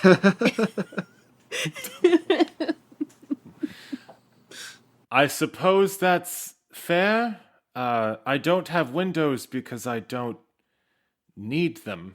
The doors move on their own because I don't like physical exertion, and I assume that you still have some feelings for your ex-wife. Shira informed me that you split on not the best circumstances, but I assume there'd be some feelings there. I was hoping that would be one thing we would get to discuss. Oh, really? The potential for any... Well, I'm in a bit of a pickle when Oh, it comes okay. to this wedding. Oh, that's, okay. I knew it was a trap. It's a very simple situation, Mr. Firehide. My work keeps me very busy. I'm constantly using my powers to keep tabs on things, for my own personal reasons and for the lore masters. My prying eyes, as it were, are constantly scudding around, studying my magical scrying mirrors and keeping tabs on things around my tower. It is taxing, but over the years I've learned to divide my time and my attentions. However, Shira has laid down the law. When it comes to our special day, I am to be present for the whole event. So, the use of my magics has been banned on our special day. Now, I am no fool. And I realize that even in a town as secure as this one, there is the chance for problems, drama, a chance for uncomfortable moments. What I need is some sort of security. If I cannot be allowed to keep an eye on everything, I'll need someone, perhaps with a career in law enforcement, to make sure that everything goes smoothly. What I'm asking, Mr. Firehide, is She's asking if you'll work Right, the wedding. yeah. I've gathered that invitation has turned into a job. Interesting. It's downgraded. Yeah, understand. You're the Am I help to be the now. doorman then? Is that what I'm gathering here? You want me to, shall I valet the carriages, or... Oh, certainly not. I'd not have you bow and scrape. I merely mean that you and your incredibly well-armed companions might keep an eye on things, make sure that there aren't any problems. If you happen to notice someone getting so drunk that they'll cause a scene, or Hector. getting into a fight. Hector, also possibly. And to be clear, one of my companions is a certifiable swamp monster, so he should maybe valet the carriages. No, he'd eat them. No, yeah, we you're shouldn't. right. Doorman it is. Great. Probably also not a great idea. Oh, yeah, no, it's a terrible actually, our plan was to not invite him, so we'll see how that goes. Oh, that sounds like a lovely plan. I'd enjoy that plan immensely. No guarantees. Please understand, Mr. Firehide, I do not wish you to be uncomfortable to put undue burden on you, but considering your familiarity with Shira and the fact that she does wish you to be a part of this event, I merely tried to search for the most elegant solution to the problem. If you're going to be there anyway, you might keep an eye out to make sure that it's not a fiasco. I do have a couple questions. Of course. How many people are expected to be in attendance? Oh, hundreds. Great. Shira has made quite a reputation for herself as a healer in this town. She wishes she could be here, but unfortunately she's been rather busy at the college. hospital. I know. It seems someone decided to restore an ancient alchemist to life, and their breakthroughs have been rather eye-opening to the entire medical establishment here. She's been pulling double shifts to unpack all of that lost knowledge. in any event. Yep. Okay. So then another question I have is the venue itself. Yes. It will be happening here, in the plaza just outside. Okay. So open courtyard, hundreds of people milling about. Yes. Okay. And you want me to run security? Nothing as garish as that. There are knights of the Order of the Quill. There are town guardsmen. I simply need someone to keep an eye out for things that may not warrant the guards' attention. I'm looking for someone to make sure not that there isn't a murder or a theft, but that there isn't any breaks in decorum. I would like this day to be perfect. In order for me to ensure that, I have to either keep an eye on everything myself or hire someone who can do that for me. I trust you because Shira trusts you. Wow, those are incredibly manipulative words, and yet I do. I think they might have worked. Look, I'll keep an eye out, and I'll ask my friends here to keep an eye out as well, and I'll do my best to make sure your day goes off without a hitch. But Ruger, I plan on getting horrifically drunk and causing a scene. And Hector's gonna start a fight, probably. And Zurabak's gonna show up. I'm just saying, we will do our best to make sure the decorum is upheld, but I am a barbarian, and she's pretty new to people. Yeah, it's actually very unfortunate circumstances, my fellow protagonist. And again, our other companion, who we're going to try not to bring, is a swamp monster. That's literally. Decorum is not our forte. The diviner's face falls in this onslaught of information, and she faces you, Ruger, her eyes covered with this blue sash, and says, "Well, Mr. Firehide, it seems you'll have your work cut out for you. I do not envy your position." And that is where we will end. Woot woot.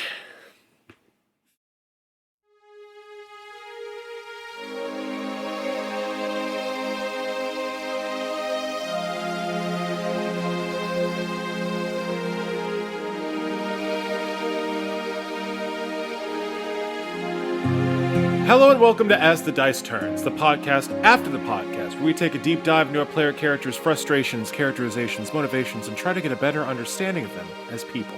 In this part of our little show, we like to ask each of our protagonists a question and see if we can unearth some deeper truths about them. The question for today is, what is the best decision of your life? All of our player characters are individuals from diverse backgrounds, of diverse skill sets, who have been through many adventures together and through many experiences in their lives before our story started. I'm curious of all the roads they've walked and all the choices they've made, what they think the best decision was. We will start today with Rilla Longshadow. Rilla, pleasure to have you in the studio. How are you today? Host. How are you? I am just fine. Just fine. Still enjoying the freedom from our Roomba overlords. We are safe, but still clean. I've just hired a cleaning company to sort of take care of things. So there's organic, real people coming in and cleaning things up, not any of those scary robots. So good. It's all safe. I'm surprised you trust anyone to clean. Honestly, I thought you'd just have a broom in the studio that you yourself manually used. But you're just right back to trusting strangers to clean up after yourself, huh? Rilla, I don't know if you are aware of who else does this little show of ours, but Zurabak requires a team. I'm hoping our new team of cleaners will be able to, take a bite out of grime, as it were. All right, well, if they rebel against us and end up hanging someone, it's on you. I'm sure they won't form a kangaroo court to exile us. But in any event, Rilla, the question for today is, what has been the best decision of your life?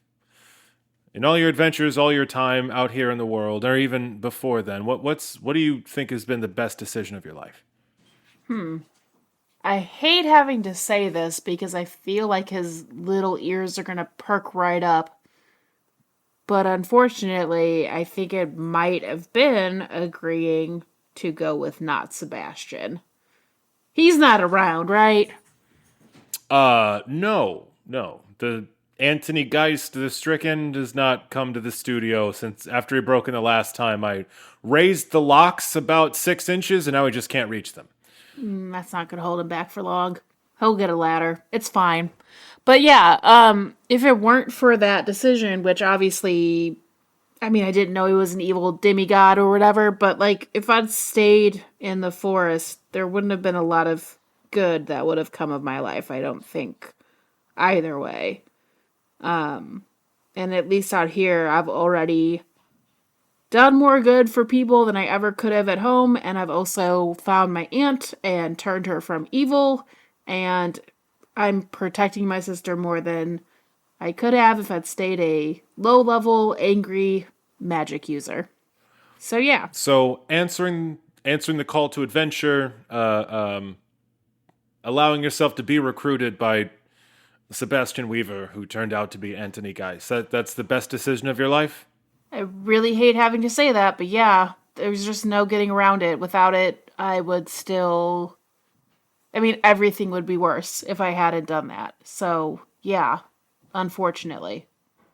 Well, I can certainly understand why you're conflicted about that, but that is a very honest answer, which we certainly appreciate. I know it's got to be hard to admit, maybe to yourself most of all. But yeah, that makes a lot of sense.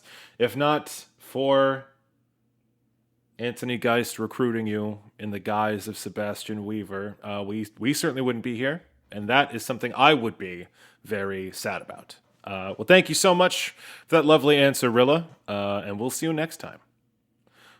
Next, we've got Ruger Firehide, lawman extraordinaire. Ruger, how fare you this day? Well, host, I happen to be hunky-dory, as it were. You look great today, I'll say. And, studio looking splendid. I'm really digging it, host. It's a pleasure to see you today. That is a lot of positivity and a lot of good vibes, and I certainly appreciate that sort of energy coming off of you. I can't wait to see how we find the darkness. We'll see. What question you have in store for me today? What kind of wound are you trying to rip open today, host? What kind of soul-wrenching interrogation do I have planned for you today, Mr. Firehide? The question today is, what has been the best decision of your life? Oh.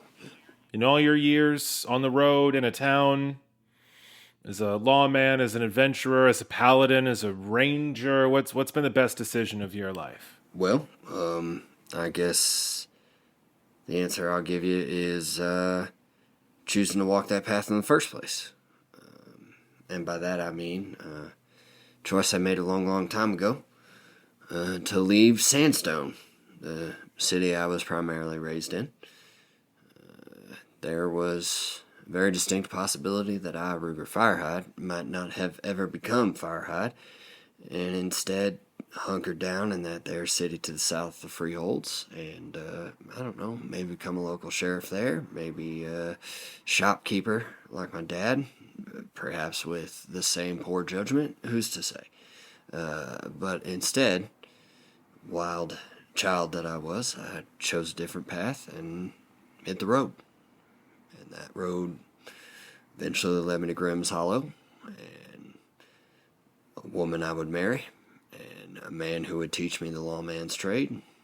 And by way of that woman, I would meet a child that would help come to define the rest of my life. So, I think most important decision I ever made was that there first one. Well, that is an very interesting answer. It is always tough to leave home to venture out into the wide world. A lot of questions that you can't answer, things you can't anticipate, but it always leads to unforeseen consequences tumbling onward in the fullness of time. That makes a lot of sense. So stepping onto the path of a sheriff leaving home to find your own way is the best decision you've ever made. I think that's a very good answer. Thank you very much, Mr. Fire. As always, host, it's a pleasure. All right. Next up, we've got Hector the Gatekeeper, Keeper of the Gates. Hector, how are you today, sir? I am doing well. How are you, host? I'm good. I'm good. Things are clean. Things are not swarming with robots, and Sharon's doing okay. Sharon, you good? You good? Yeah, Sharon's good. So everything's good. great. Yeah, Everything's great. You know, I kind of miss the little guys. Well, that's, the Roombas. You missed the little Roombas. Yeah, they were cute. Yeah, Sharon, we gotta get that mind control wipe shit. We gotta get that hypnotist back in here. This is bad. It's happening again. Okay. We'll deal with that later. Hector, we've got more pressing concerns than your return to the Roomba fold. The question for today is, what is the best decision of your life? Well, other than choosing to follow our Roomba overlords. Of course. Because I feel like we don't really count the studio stuff as canon. So Your fucking nosebleeds. You know, when you say that, my first instinct was choosing to follow Sebastian, but just a small amount of reflection on that decision. You know, I've watched people die. I've been horribly hurt, been betrayed, there's a lot of bad things have come from that decision. I don't regret it, but is it a good decision I made? I don't know. The best decision, the most important decision I think that I've made, though, was choosing to approach Moonbeam and ask to be trained formally as a bard of the College of Everspring. A powerful moment and an interesting point of departure for someone of your background, for sure. It definitely suits you, I'll say, and becoming closer to the nature of stories does seem in line with your character, if not your previous profession. Are you enjoying your new skills as a bard extraordinaire of the College of Everspring? Yeah, I'm still learning how to utilize those, given that my core combat style has been, as I've previously described, like getting blackout drunk and waking up covered in blood. Yes. So, you know, utilizing story magic in combat, that's still something I'm mastering, but the new stories I've learned and the new skills I've picked up along the way, yeah, it's something that I think I needed. Well, that's interesting. Can you speak to that a little bit? What something you needed? In what way? Just formally associating myself with the art of storytelling, something that's always been important and dear to me. Making it official, taking that plunge. It's something that I think I didn't know I wanted, but have always wanted. One never knows when they're going to find a new passion or take that step that's going to change the rest of their life. An excellent answer. Thank you very much, Hector. We appreciate your candor. And I skateboard out of the room. Yep. Surprised Rilla and Ruger didn't trip over those skateboards. And last but not least, we have King of the Shocker Lizards, Champion of the Goats, Emperor of the Rats, and Duke of the Isle of Neho, Zurabak. Welcome back to the studio, Zurabak. How are you? You know, enjoying life. I shudder to think what that entails, but good for you. Glad to hear it. The question for today, Zurabak, is what has been the best decision of your life? Zurabak just points at his hat.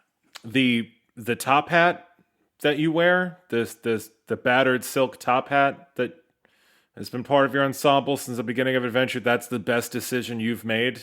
It's important to accessorize. Now, I will admit that is true. That's why I'm wearing these suspenders and these sock garters and all these bracelets. But yeah, I guess I never really think about that top hat. It is certainly a consistent point of your fashion sense. Where did you get that top hat, Zurabak? Dead guy. Right. That makes sense. I'm guessing in a swamp somewhere. Yeah. Yeah. All right. Okay. That's usually where the dead guys wind up. Right. So you survived a very hazardous childhood, nearly dying as an infant before being discovered by your druid circle. You've trained as a druid. You've battled beasts and traveled across the land. You've embroiled yourself, whether you wanted to or not, in saving the entire world. And the best decision you've made is wearing that top hat. Yep. And killing the guy that was wearing it first. Okay. Well. All right. Well, I'm not going to wear any hats around you then, I guess. I wouldn't. Okay. Hey, Sharon, can you burn all my hats? All of them. Every one. Yep. Thank you. Okay. Well, that's a good thing to know 45 episodes into our little show here, but I'm glad that I have found that information. I think asking this question is the best decision I've ever made, so that's good. Whoa, your sponsors don't want you answering the questions. We've been over this. Okay, fine. Look, sometimes I care about me, even if no one else does, but fine, you're right, fine. I don't answer the questions. Anyway, Zurabak, thank you for that answer. Very eye-opening, very revealing. And I'm sure that I and our listeners will now no longer forget that you always wear a top hat. Yeah, that's going to do it for As the Dice Turns. Sharon and I want to thank you for tuning in to this little part of the show. And until next time, keep those dice turning. Hey there, dear listeners. Sam the DM here, checking in with the credits at the end of the show.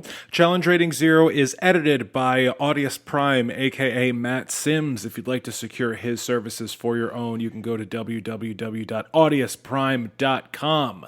Music for Challenge Rating Zero is provided by the Harp Wolf, Danielle Taylor Williams. You can find more of her amazing work at danielletaylorharp.bandcamp.com.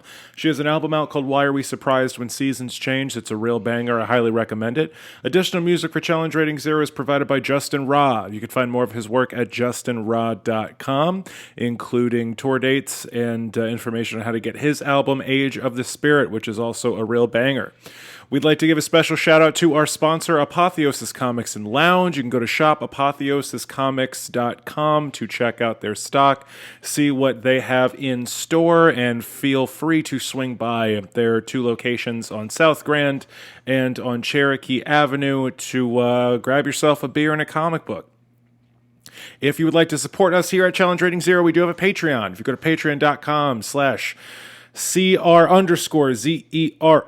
you can find our Patreon page, and if you'd like to support us fungibly, we'd certainly appreciate it. We've got some rewards for folks on there, some bonus content, access to our Discord. If you'd like to give us a hand, feel free.